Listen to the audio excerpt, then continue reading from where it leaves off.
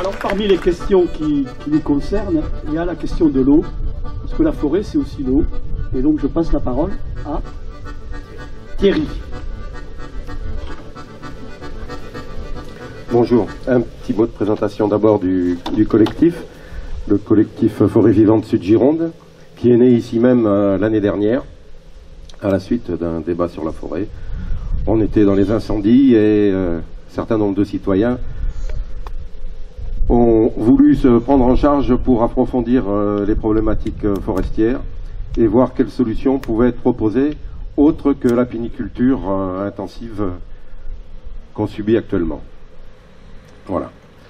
Je vais vous parler du pain et de l'eau, qui est un vaste sujet. Sans aborder les questions écologiques liées à l'eau, enfin particulièrement. Donc, on subit actuellement des canicules à répétition, des incendies. Le changement climatique nous amène à poser sérieusement la question du pain et de la ressource en eau. Le pain étant très grand consommateur d'eau.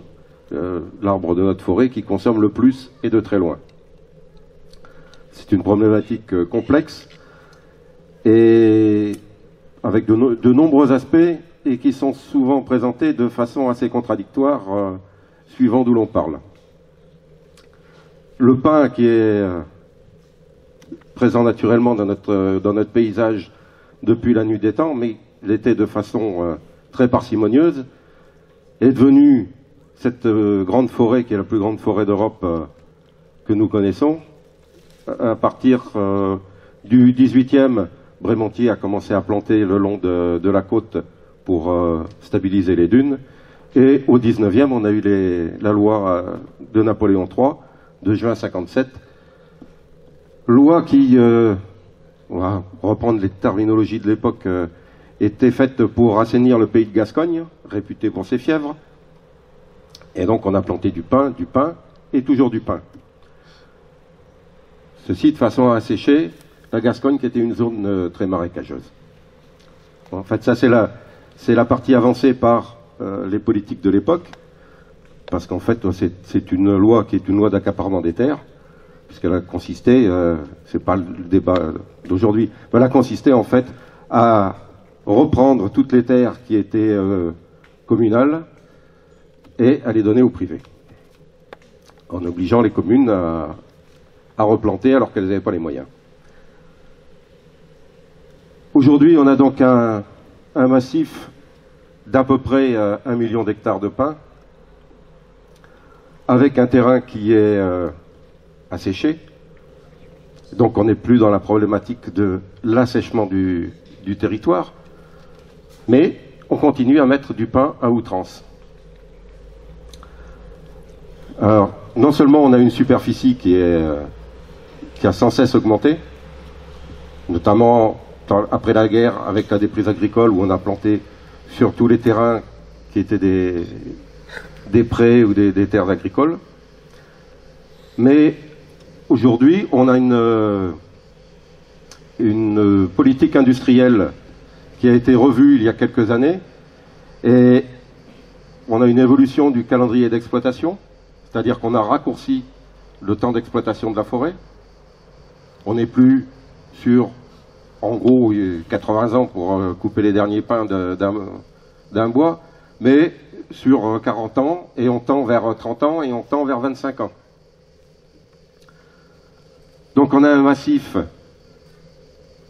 exploité différemment, avec des précipitations qui sont beaucoup plus faibles, et un besoin d'eau toujours plus grand. Le pin consomme le plus entre 15 et 35 ans.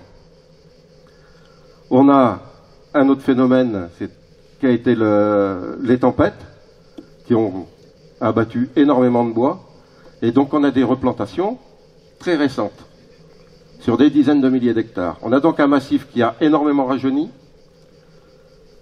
qui a besoin de beaucoup plus d'eau, avec des plantations qui sont densifiées aujourd'hui, puisque contrairement à ce qu'on entend, l'exploitation de bois d'œuvre en forêt gasconne est une vaste utopie.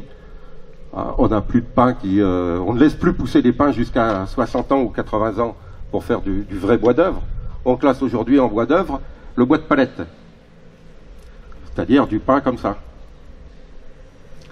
Donc on reste sur du pin qui consomme plus d'eau, qui est planté plus serré, en nombre de pieds. On est actuellement, suivant les chiffres donnés sur les fiches conseils par Alliance, à la première éclaircie à 2 à 3 000 pieds l'hectare, c'est-à-dire qu'au départ on est plutôt à 5 000, et pour arriver à entre 1000 et 1500 pieds à 8 ans, et à 40 ans à 350 pieds, pour ce qui arrive à 40 ans, pour ce qui n'est pas coupé avant.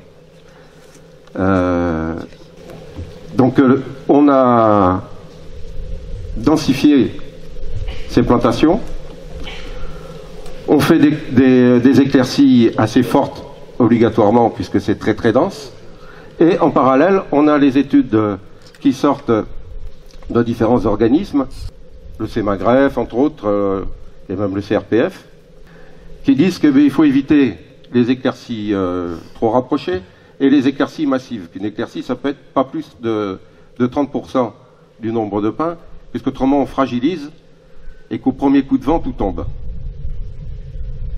Donc on est dans des contradictions permanentes entre ce qui est annoncé et ce qui se passe réellement.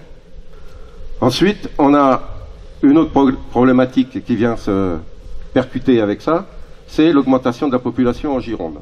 La Gironde prend 20 000 habitants par an. Les prévisions pour le bassin d'Arcachon sont de 200 000 habitants en 2040-2050.